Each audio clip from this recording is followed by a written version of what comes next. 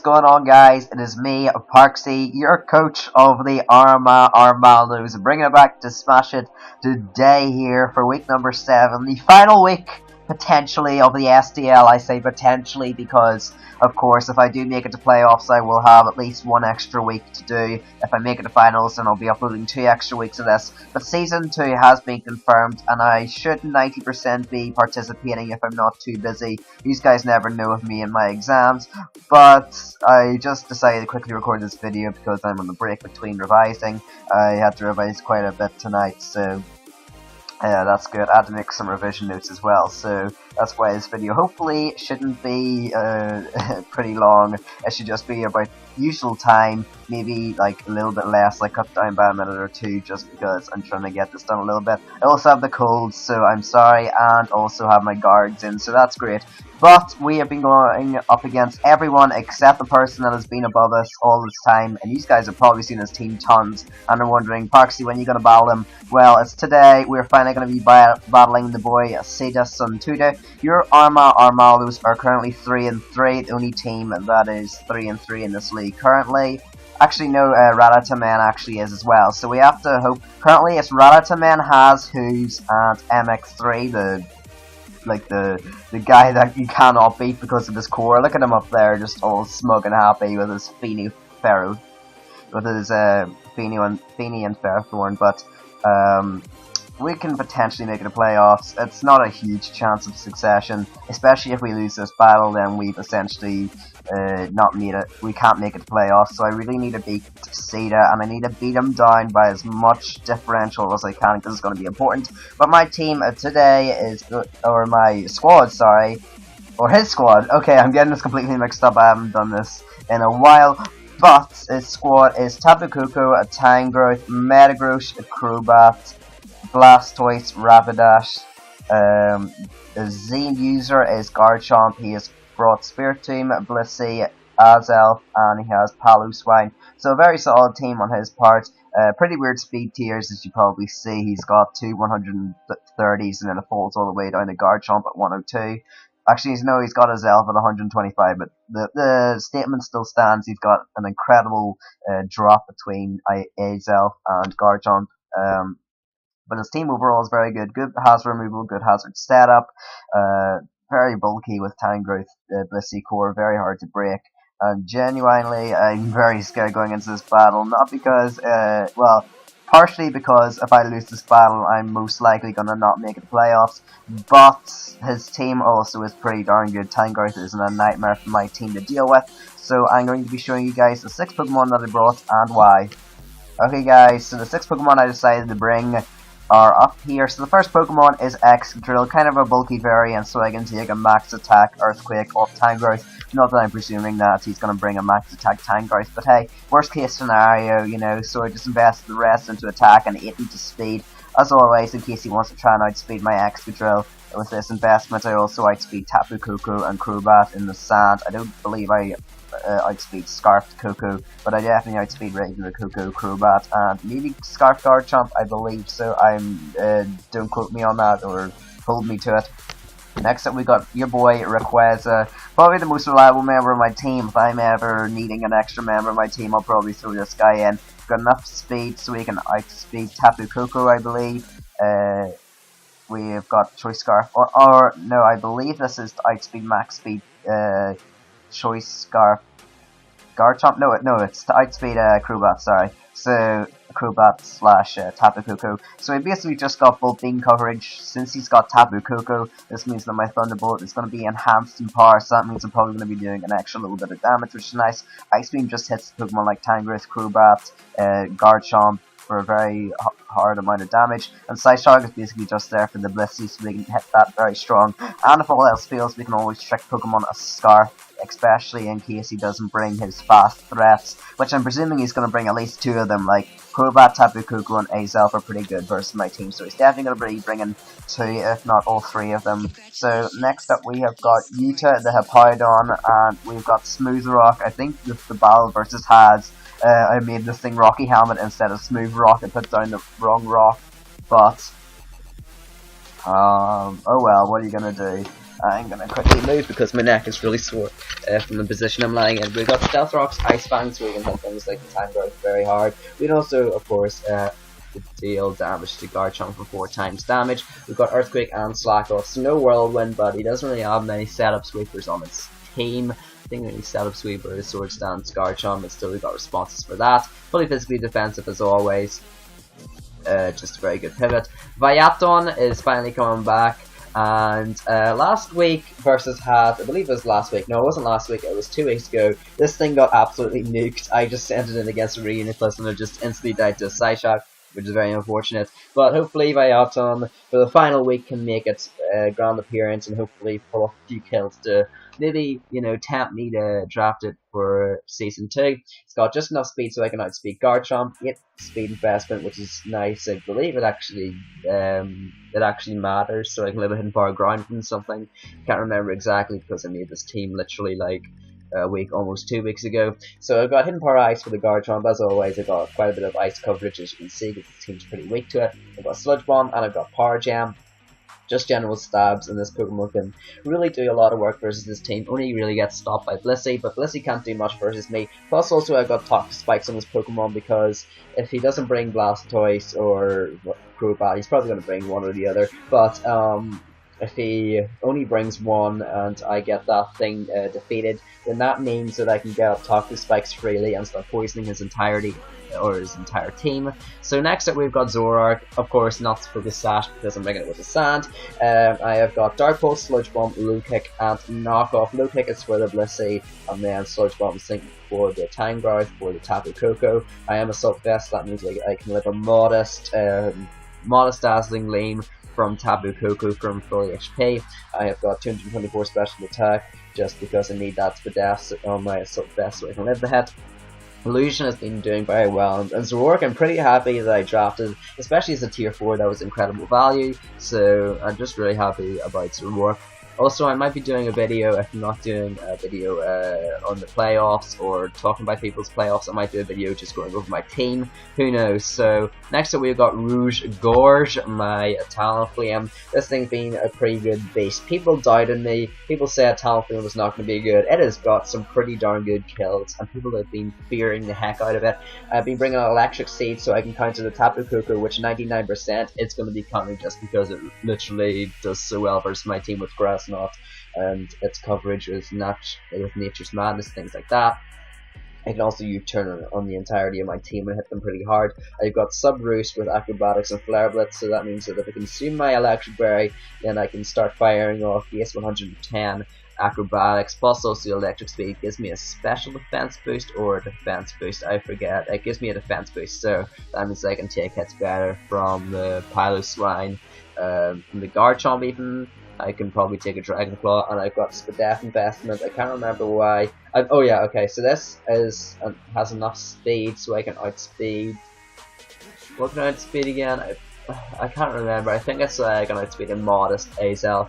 I can't remember. I got 360 speed. I think that's yeah, that's around Azelf level, I'd say. So got Substitute, Roost, Acrobatics, and Flare Blitz. So I didn't really want to bring Brave Bird because Brave Bird is unreliable priority because you get one priority hit off, you take the recoil, and then you can't use it again. So Acrobatics, maybe I can spam it and hopefully get off some kills with Rouge Gorge. But this time we're going to be going into our battles. Let's go. Oh yeah, so we're back, and Cedar probably couldn't have brought a more threatening team if he tried, so he brought Garchomp, Tapu Koko, Azelf, Blissey, Time Growth, and Spiritomb, which is a very scary team. It really counters my team very well. Tapu Koko can kind of suit his team quite a lot if Nihilego gets worn down, so I'd definitely keep Nihilego alive. It did, of course, bring the Azelf and the Tapu Koko. I told you 2 out of the 3 was bringing, 2 out of the 3 of his fastest mons he was bringing, but good news is he has got no hazard removal this time. So this means I can set up rocks in my Hippowdon, and I can set up Toxic Spikes with Nihilego if I possibly can on the Blissey, and maybe even the Time Growth, maybe that if I catch on a switch out. So we're going to go play. So I lead off with Viaton, which actually is my Zoroark in disguise as he goes into Azel, and this is beautiful because I will resist the Psychic as it actually goes for the Hidden Power Ground. So that is beautiful because I am Zoroark. So I finally discover over some knowledge, some crucial knowledge about this thing, that it is a hidden power ground variant to counter my Nihilego, so that's super important. He does have the focus sash and swaps out trying to preserve his Azelf, so he goes out into Blissey. Now I just decided to go for the knockoff, just to make the safe play. I doubt you go out into a guard charm and lose half your health to a Dark Pulse automatically. So he goes out into Blissey as I expected, get the knockoff off, do some decent damage and get it off his leftovers, and now I just go out to Utah I have powered on, knowing that I can take any hit and slack it off. Unfortunately, he does go for the Toxic, which is kind of annoying. I didn't really expect him to go for the Toxic turn 1. I kind of expected him to soft world or something. But anyway, what are you gonna do? So he goes to the soft boiled here, gets up back to 100% HP, and this gives me my opportunity to get up rocks. So now his Azelf is forced to be death fodder, which is great. Also, I will be chipping down that time growth every time it comes in, so that means his regen is gonna be a little bit worse. His regenerator is going to be healing him up about 21%, 20% now. He gets his own stealth rocks up though, however, as I do get out into Vayathon. I know this thing is set up for my hazard, so I really just want to set up a T-Spike. Be incredible versus his team, as he does sag off Azelf, which is absolutely beautiful, because he probably predicted me to go for an attack. Although Blissey's special defense is sky high, so I get up a Toxic Spike, and this means that every single time one of his Pokemon come in, it's going to be taking 12%. Of course, I would have preferred 2 layers, especially on the time growth as it does come in.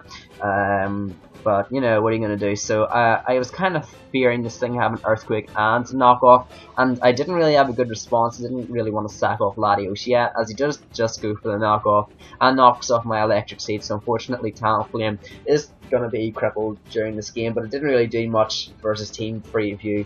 A lot of my mons countered every single of them on better. I didn't really need Talonflame for much apart from the time growth, which I had Latios and Nihilego for, so that was fine. I'm presuming he did have Earthquake just so that he can hit my Nihilego, but especially since he swapped this thing in. So he goes and takes a lot of damage from Spiritomb, so this damage is going to be racking up, and I'm a bit of an idiot here. I forget this thing gets Infiltrator, so he goes to the Pursuit, and after Sand, unfortunately, I get defeated. Unfortunately, I forgot Infiltrator went through a substitute, so you know, there goes me. But I really wouldn't have gotten very far. I don't even think Flare Blitz knocked this thing out, and I probably would have died from recoil. So yeah, if I went for Acrobatics, it would have literally done nothing, and Pursuit probably would have 2-hit KO'd me. So out comes Blissey. As I'm just going to go for my Dark Pulse. This is actually my Zork again. As you can tell, I took 12% damage. I just want to send that thing out on the Spiritomb and get off some Dark Pulse damage. But this Blissey is proving to be a bit of a nuisance. I go for the low kick, but it only does 25%, so that's really annoying, because this Blissey can literally just wall my Zork even though I've got low kick for it, and I'm knocked off its leftovers. So it's not a 62% HP, but I know he's gonna either go for a soft world or go for a Toxic again. So go out by Hippowdon again, get set up the Sands, this thing can get chipped down a lot more. So he does go for the Toxic, and I'm already poisoned, so I'm making play. So he's going to be shipped down to below half his health now, as my Hippowdon is simply only going to take 6% of toxic damage. Now this turn, as if my turns will load, he decides to go swap out Blissey, which is incredible, because when Blissey comes in, it's going to be only on 40%, and I really cannot heal up versus my team, like a lot versus my team. Zork 2-hit KOs it, Latios Psyshock OKOs it, and yeah, Hippowdon and Excadrill should be able to knock it out, so that's great. So go out into Excadrill, just trying to destroy this Blissey, because I predicted him to go for a soft world. Fortunately, Tangrowth comes out, and I don't have any good switch-ins, so I know I can take an Earthquake with this Pokemon I was built to, so I take the Earthquake with half as I do go for the Rock Slide, because I am only running Edgequake coverage, which is kind of unfortunate. I am running Rapid Spin, but since Talonflame's gone, I don't really see a use of getting rid of rocks. Most of my Mons aren't weak to it anyway, so I go into Latios predicting to go for a secondary Earthquake, as he actually ends up going for the Giga Drain, but it's still not going to be doing much versus Latios, and Latios is looking pretty good versus this game, or versus this guy. He does have the Spiritomb, which could Sucker Punch me, could Shadow Sneak me, could do quite a few things, could even set up a Cat Mind on me, which would be kind of annoying.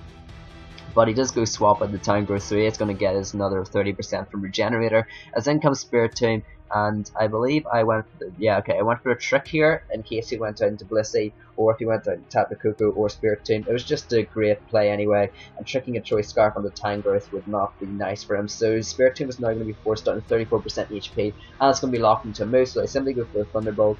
In hindsight, HPIs would have been better in case he tried to risk it and go back out into his Town Growth, but hey, what are you going to do? So I go for the Thunderbolt. I knock out the Spirit Tomb, and it's currently 5-4 now, as he does bring in his Tapu Koko, and this thing's going to be very hard to switch into, because I don't want to swap in Nihilego and take chip damage. I think that's actually what I end up doing. I literally think, oh no, okay, I go into my X drill, as he just goes here, U-turn, just trying to get some switch initiative, I guess. It was a good play by him, because I definitely wasn't staying in, and I probably did a whole chunk to my Latios anyway. So out comes Town Growth, and I'm slowly realizing that every time X drill comes in, that is a free switch in for this Town Growth. But you know, it is still very useful for Tapu Koko. It can break through every single one of his Pokemon except for his Town Growth, which is annoying because he's keeping it alive. So he goes to the Earthquake, as this Town Growth is now going to be forced down to 14%. The Sand goes out, and he takes another 12% of toxic damage from that one Toxic Spike. I'm hoping to get up 2 Toxic Spikes. The only thing that isn't poisoned by this point is the Garchomp, as Blissey's got natural cure, so you know. And honestly, 1 layer of Toxic Spikes would probably be better, as you go for the Side Shock and knock out the Blissey, expecting go out into Blissey. But in hindsight, 1 Toxic Spike's better, because for 1 Toxic Spike, you're always going to be dealing your opponent 12% of damage. As 2 Toxic Spikes, it goes 6, then 12, then 18. So your opponent has to stay in 3 turns to at least get the same amount off with 2 T-Spikes as it does for 1. So he knocked me out with the Dragon Claw. I didn't really have any good switch into this Pokemon anyway, and I couldn't risk him setting up a Swords Dance or something like that. So he goes to the Dragon Claw. I go out into my Nihilego. I think I can take 1. If not, then I'll know that he's Choice Scarf. So I go for Hidden Power Ice. I guess he wasn't expecting it, and he I did outspeed him. I of course said previously my Nihilego was made to outspeed the Garchomp. So all he's got left is Tapu Koko and Town Growth, which I can beat with my Nihilego. So he goes out into Tapu Koko.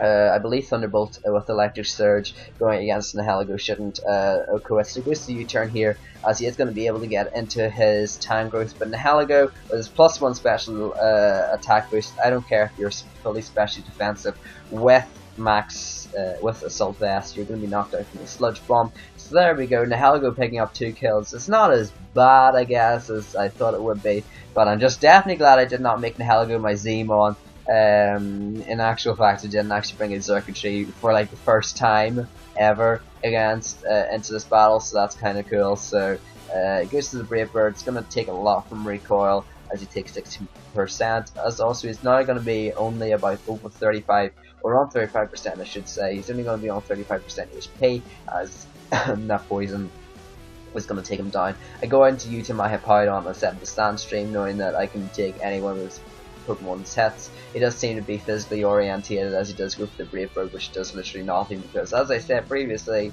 I'm max defense, as this seems I'm not sure if it was choice in a way. It might have been choice banded, I don't know, because that Brave Bird did quite a lot of damage, I guess, versus my Hippowdon. But I'm just going to play it safe and slack off, because I didn't want to risk crits or whatever. So he goes down to that Sandstorm damage, and I have beaten him. So we beat Sita 3-0, which basically means we are now 4-3 with a differential of 0. So that means that if Rattata loses this game, then we get the playoffs. If Rattata wins this game 1-0, we still get the playoffs because we beat him by differential. If he wins this game by 2-0, I'm not sure what happens because we've got the same result. I might have to play him again, or it might just be he beat me, so he gets to the playoffs. But if me and Rattata are going to play again, if he wins by 2-0 versus Kier, then that means that I got my work cut out for me, because he did beat me, as I said previously. And if Rattata wins his match versus Kier 3-0 or more, then that means that I won't be able to make it to the playoffs because he beats me by differential. But thank you guys for watching this video, really appreciate it, and all the support on this season. It's been incredible, some great guys, and definitely make sure to show some hype for Season 2. Thanks guys for watching, and I'll see you guys in the next video. Goodbye.